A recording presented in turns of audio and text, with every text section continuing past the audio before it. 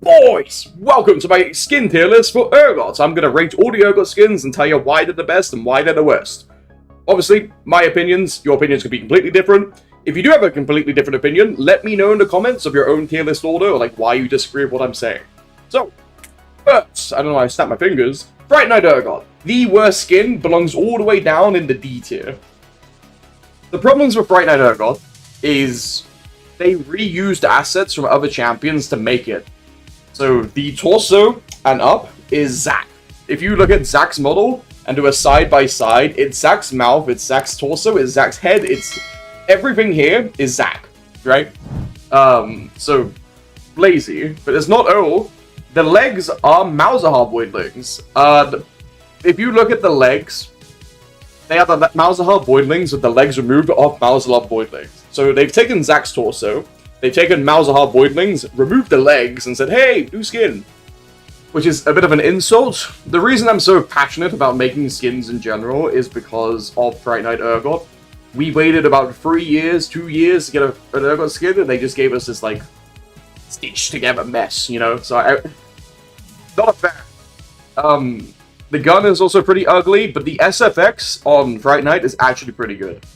One of the other problems of Frightnight is that since it's so visually distinct, if you use a chroma, it doesn't update the abilities. So you say you use a green chroma with Frightnight, you have purple abilities on a green character model, and it's just a very big, like, gummy bear color palette, I would say. So yeah, definitively, I think Frightnight is the worst skin. I know a lot of people would disagree with me on that, but I also know a lot of people would agree with me on that. I would say, if you polled 10 Urgot players on Frightnight Urgot, 7 would say they hate it, 3 would say they love it. It's, you know, it depends on your taste, depends on, like, how much you care about them reusing assets, but for me, no bueno. Next on my tier list, we're going to go from D tier to B tier with what default Urgot. Base skin Urgot, it is what it is, it serves its purpose, there's absolutely nothing wrong with it. I have a slight bias against it because I don't like green. I'm a very anti-green color. In general, my favorite colors tend to lean around purple, which is surprising that I dislike Frightnight so much, but in general, color palette is predominantly colored around a color I dislike, but there's nothing wrong with it. Like, you can't go wrong using default Urgot, but if you can buy a skin, you probably should buy a skin. Moving on to the next one, in B tier also, Butcher Urgot. Butcher Urgot just feels like you're playing base skin Urgot without the tubes. Some people dislike the tube aesthetic, some people like the tube aesthetic. I'm on the aesthetic side of I like Urgot skins when they don't have the tubes, so prominently displaying. Don't know why, just an aesthetic choice. I think Urgot is a cool character, and he's not like, the tubes aren't exactly necessary to depict that it is Urgot. But in general, you know, it is what it is. Just, if you have, like, a budget, Butcher is just a better version of the default. So if you're a person who likes default Urgot, and you have about 600 RP when you see the skin on sale, you can pick up Butcher and just use it fine. Boys, if you're liking the video, make sure you like and subscribe, because look at how sad these statistics look. Moving on, still in B tier, Highnoon. This might get some people worked up, but I have some problems with the skin. So, one of the biggest selling points behind Highnoon is that it's got really good SFX, but the problem with Highnoon is that the gun is terribly small. So if you look onto the over here, you'll see Urgot's gun in the splash art, right? It looks monstrous.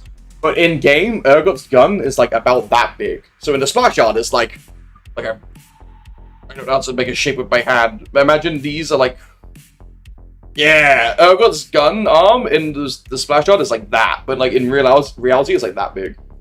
Urgot mains like big. We're like, you know, we are meatheads. We like big. Since the gun isn't big, that's one of his biggest flaws. And the other main problem is that the texture on its chest and stomach area feels a little bit jelly. It doesn't really feel like he's a part of anything. It just more so feels like they've stuck textures onto like a blob. And Urgot is a human at the end of the day, even if he's an augmented abomination, right? It just feels very blobby. So I put it into B+ tier. It's better than default, and it's better than Butcher, but it costs twice as much. So you get less value for your money comparatively to Butcher, but if you like the cowboy aesthetic, if you ooh, the hat. Yes, the hat is terribly small too. I should mention that. Yeah, the hat is like it comes out like this far, when I feel like the cowboy hat should be like all the way prominently forwards and wraps around, but no, it just kind of sits on his head. If you like the cowboy aesthetic or Midwestern themes, etc., Highnoon could be for you. A tier. There's only one skin in A tier. Battlecast. I don't have much complaints about Battlecast. The only thing is, it's clunky. And some people don't like clunky, and it can sometimes get in the way of your gameplay. Because Battlecast has a unique animation where both his arms are guns. So instead of shooting from one arm, like every other skin does, he goes... Butcher does... Battlecast does this. It goes... It rotates between both guns. So it can be a little bit visually tricky in like a teamfight area when you're visually tracking your character model and it's shooting from two guns. Because ordinarily you're looking at one gun only to see where it's toggling from, right? But nothing wrong with it, just clunky and the two guns. Even though it is cool, it does give you some visual clarity problems. S- tier, Pyjama Guardian. Pyjama Guardian is kind of a pay-to-win skin against Fiora, because the skin is very bright, right? It's one of Urgot's more fun skins, is one of his more like uniquely designed skins. There was a lot of love and labor put into the Pyjama Guardian skin that you can feel, as opposed to the Frightnight skin, where it's just like kind of sewed together from other champions. It's like night and day.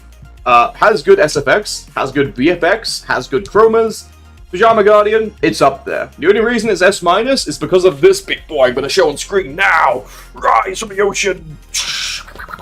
Crabgot. Crabgot is my favorite Urgot skin. If I ever looking for a go-to skin, Crabgot. It's very cheap as a common skin. I'm also thinking about making chromas for Crabgot. It would obviously be custom. I would have to verify that you do own Crabgot, and etc., etc. So drop a comment in the comments if you want to see Crabgot chromas, because if enough people say yes, I will do it. But yeah, Crabgot, great SFX, great VFX. Crab. And that's pretty much what I think about all the Riot skins. For my personal skins, I would put Spirit Blossom slightly worse than Pyjama Guardian, and Cyberpunk is in my S+, because obviously I'm biased. So yeah, that's my skin tier list. They'll all be on over there right now. I'll leave a version with only the Riot skins, and then my skins included also. So, S+ tier, Cyberpunk. S tier, Crab. S- tier, Pyjama Guardian, Spirit Blossom. A tier, Battlecast. B tier, Highnoon, then Butcher, then Default, and D tier, Abysmal, Abomination, tier, Frightnight. So yeah, let me know what you think in the comments. Disagree, agree? Would you move something up? Would you move something down? I want to know. 07s. See you later, boys.